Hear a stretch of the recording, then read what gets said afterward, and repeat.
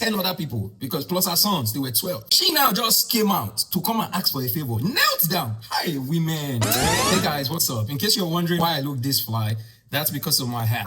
You like it, right?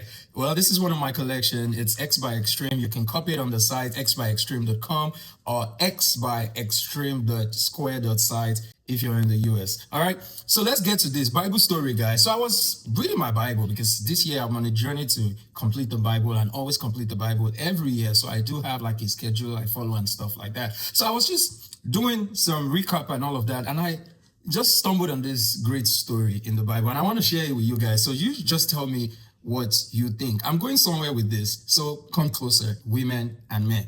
Now, this is from the book of Matthew, right? Matthew 20 to be precise. So it's from verse 17 when Jesus was, talking about his death. One of the instances where he was predicting his death and all of that. He has done that before now, but he was just doing that again. So in verse 17, I read, as Jesus was going up to Jerusalem, he took 12 of his disciples aside privately and told them what was going to happen to him. Verse 18, he said, listen, we are going up to Jerusalem, where the Son of Man will be betrayed. You know, by who? By who? Judas. Where the Son of Man will be betrayed to the leading priests and the teachers of religious law. They will sentence him to die. Jesus is such a great man. The fact that he can say this about his own self, himself is predicting his death. Now in 19, then they will hand him over to the Romans to be mocked, flogged with a whip and crucified. But on the third day, the good news, he will be raised from the dead. Now, this is where I'm going to. Then the mother of James and John, the sons of Zebedee, the mother is who I'm directing this to now. The mother of James and John, the sons of Zebedee, that means the mother is the wife of Zebedee. Her name is Salome, according to some pronunciation. If you read the Bible more explicitly, you find it. She was also one of the people who brought perfume to anoint Jesus and also discovered the tomb. Her name was mentioned, in some other passages and things like that. Now, she knelt respectfully to ask for a favor after Jesus just predicted his death, right? So the mother of James and John, the sons of Zebedee, Salome, who we know now in quotes, came to Jesus with her sons, and she knelt down respectfully to ask for a favor. And Jesus said, what is your request? Hear this woman's request. Let's go.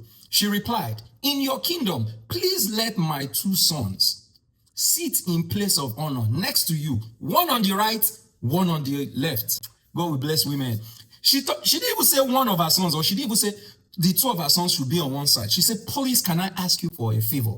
Master, let my sons, the 2 of my sons, one on the left, one on the right, let them be on your side.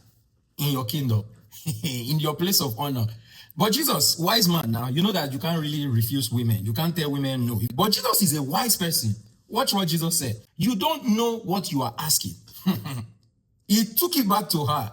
You don't know what you are asking. Are you able to drink from the bitter cup of suffering that I am about to drink? This thing where you ask for, are you sure that your head can carry it? They now replied and said, oh yes, we are able to. Then Jesus said, you will indeed drink from my bitter cup, but I have no right to say who will sit on my left, on my right. My Father has prepared those places for the ones he has chosen. Took it back to God.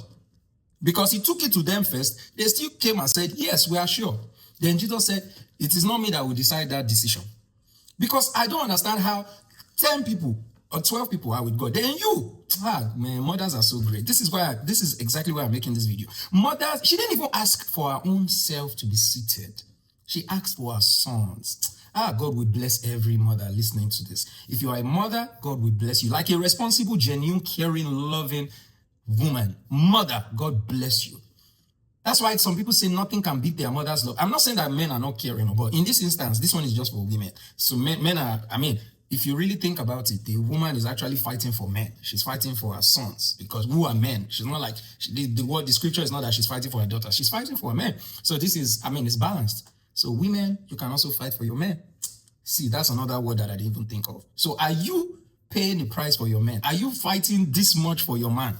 Are you seeking in the place of prayer this much for your man? Are you going on your knees to pray for your man? What said? She knelt down to respectfully ask for a favor.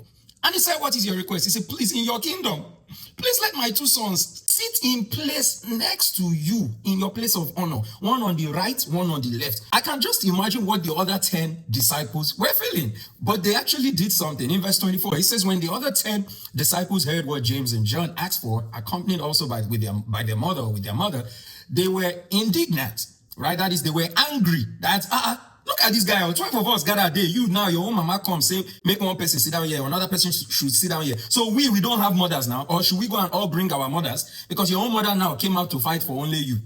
Just only you. You here, one on the right, one on the left. But Jesus now calmed them down in verse 25. Jesus said, you know that rulers in this world lord it over people, and officials flaunt their authority over those under them. You already know that. That's why they say power corrupts, and absolute power corrupts absolutely. You see how some people act when they are powerful. They are very aggrandized. There's that self-aggrandizement. They feel like they are better than everybody else. All right. So continued in verse 26. But among you, it will be different. It says, whoever wants to be a leader among you must be your servant. If you want to be a leader, you must be a servant. That is servant leadership. 27. And whoever wants to be first among you must become your slave.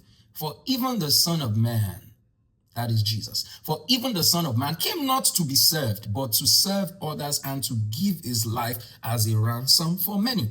Can you give your life? It's a question for you and I. If you want to serve, you got to give. Service comes with giving. Simple. No giving, no service. No willingness to give, no business in service. Simple and short. Let me know what you guys think in the comment section.